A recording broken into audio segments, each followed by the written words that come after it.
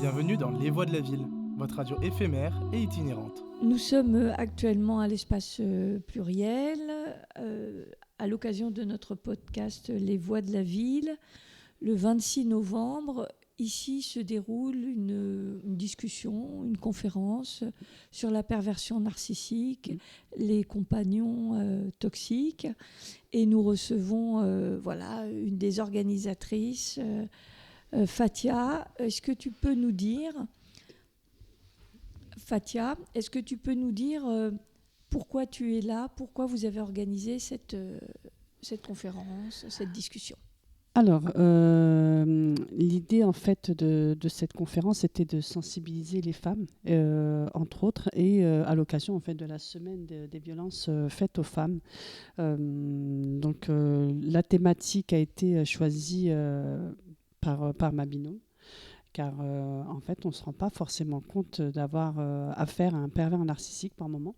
Et le témoignage d'Elisabeth, pour nous, était assez pertinent pour aussi l'avoir vécu.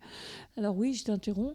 Donc, celle qui mène la danse, c'est donc Elisabeth Michaud. Oui, exactement, avec sa fille Elora. Donc, bon, ça a commencé déjà par des petites larmes. On a des femmes qui sont assez sensibles au sujet et qui se rendent pas forcément compte de qu'est-ce qu'un pervers narcissique. C'est-à-dire qu'elles sont sous emprise et elles ne le savent pas, c'est ça que tu veux dire ? Je ne sais pas. En tout cas, ça suscite des réactions. Elles sont assez sensibles au sujet. Il y a beaucoup d'émotions. Donc après, on va débriefer. Là, pour le moment, on laisse Elisabeth raconter un petit peu son parcours. Et puis après, on fera un petit débrief sur la thématique. Son parcours et quelle est la définition pour elle d'un pervers narcissique, d'une personne toxique ?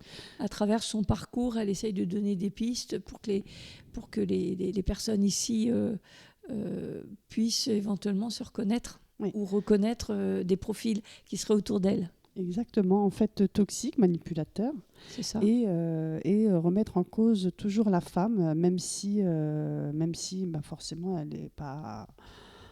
pour autant coupable de je ne sais quoi, mais pour le coup, ça sera toujours de sa faute. Et je pense que, c'est que mon avis, mais je pense qu'il doit y avoir des cas pour avoir de telles réactions. Oui, et aussi c'est important d'avoir ce moment pour libérer la parole. Exactement, d'où votre intervention aujourd'hui pour libérer la parole en fait. L'idée c'était aussi de les prendre par la suite en collectif ou en individuel, je ne sais pas comment tu veux, mais libérer la parole de ces femmes, je pense que c'est important. Merci Fatia. De rien. C'était Les Voix de la Ville, votre radio éphémère et itinérante.